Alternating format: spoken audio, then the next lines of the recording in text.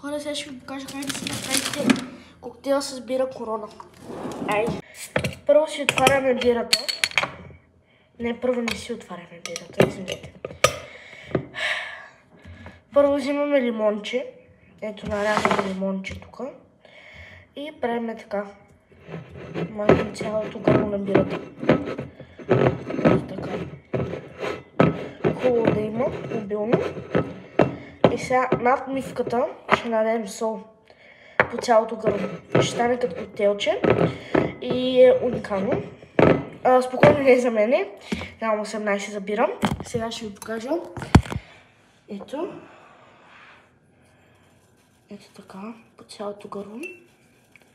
И става уникат. Ето така. Май сложих твърде много сол. И сега вече отваряме бирата. Ето. И вътре слагаме лимон. Ако искате същото парче, ако искате просто махате парчето или слагате ново. И става, в момента трябва да срежа. И става много хубаво.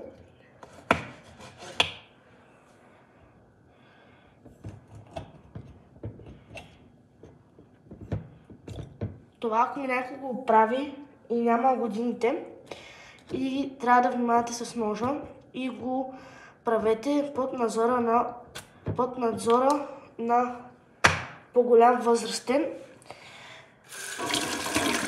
ако сте по-малки, или се опитате да изненадате вашите родители.